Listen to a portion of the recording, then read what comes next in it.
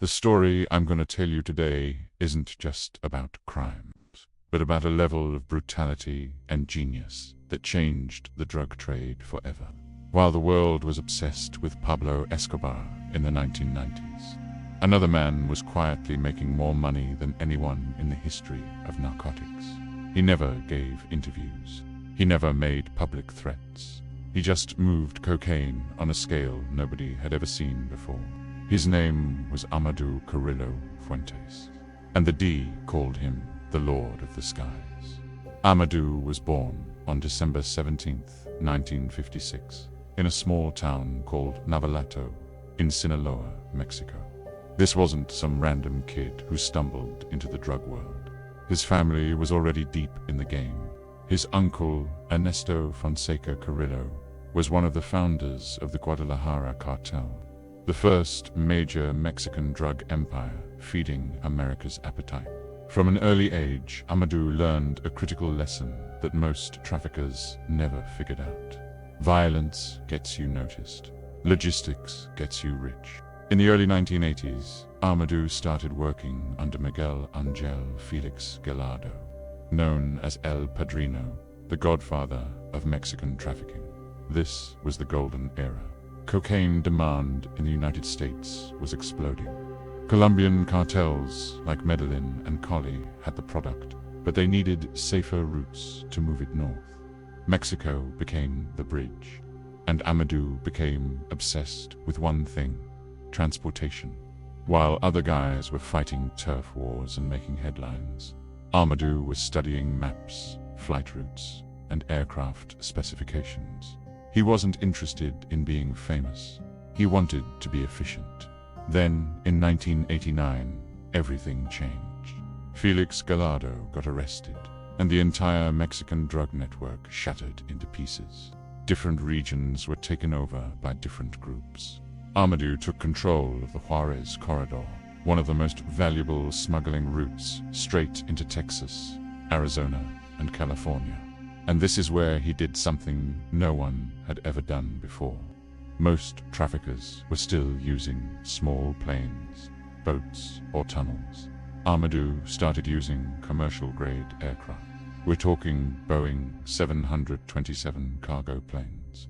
These weren't little Cessna. These were massive jets that could carry up to 10 tons of cocaine in a single flight. He built secret airstrips in northern Mexico, landed the planes near the US border, and moved product on an industrial scale.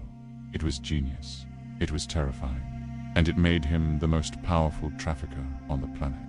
By 1993, Amado Carrillo Fuentes was running the Juárez Cartel like a Fortune 500 company.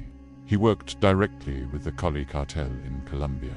He paid them in cash, aircraft, and weapons. At his peak, experts believe he controlled up to 70% of all cocaine entering the United States. The D later estimated his personal wealth at over $25 billion. Let that sink in. $25 billion. That's more than most CEOs will ever see. But here's the thing. You never saw him. No flashy mansions. No political rallies. No interviews bragging about his empire. He lived quietly, and he paid everyone who mattered. Federal police, military officers, politicians, airport officials. The system wasn't hunting him. The system was protecting him. But power always attracts enemies. Amado got into a violent war with the Arellano Felix brothers, who ran the Tijuana cartel. This wasn't some minor disagreement. This was brutal. Hits, ambushes, shootouts at airports. Both sides were ruthless. And then came November 23rd, 1993, a day that changed everything. At Guadalajara International Airport, gunmen trying to take out Amado made a catastrophic mistake.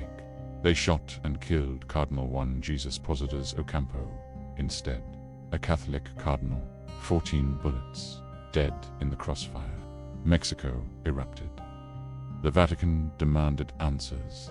International pressure came down like a hammer. For the first time in his career, Amado Carrillo Fuentes was too visible, and visibility in his world was a death sentence. By 1996, the D had him on their top 10 most wanted list. He was now a national security threat to the United States. Mexican authorities, feeling the heat, started pulling back their protection. Amado realized he was running out of options. He couldn't hide forever. He couldn't fight the entire US government. So he made a decision that sounds insane, but was actually calculated. He decided to change his face. On July 4th, 1997, Amado checked into a private clinic in Mexico City. The plan was simple: full facial reconstruction, liposuction, and even alterations to his voice. He wanted to disappear and start over. 2 surgeons performed the operation: Dr. Jose Luis Vasco Ramirez and Dr. Mario Cambros Martinez. But something went wrong.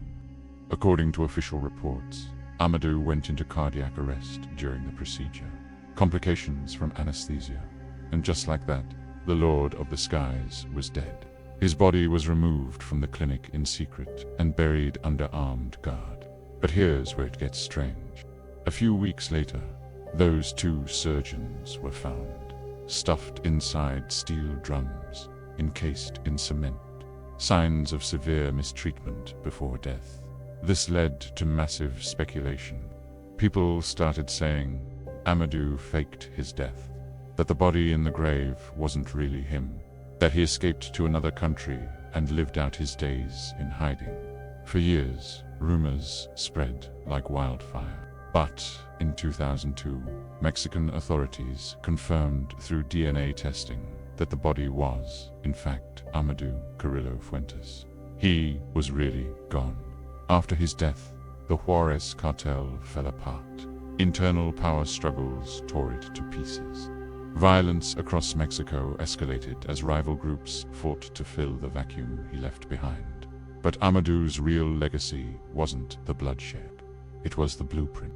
He proved that drug trafficking could be industrialized, that logistics mattered more than firepower, that staying invisible was the ultimate form of power.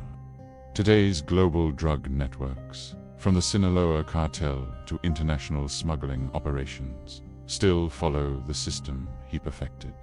Pablo Escobar ruled with fear and spectacle. Amado Carrillo Fuentes ruled with silence and strategy. No interviews, no slogans, no mercy. Just cargo planes crossing the sky and billions of dollars landing quietly on American soil.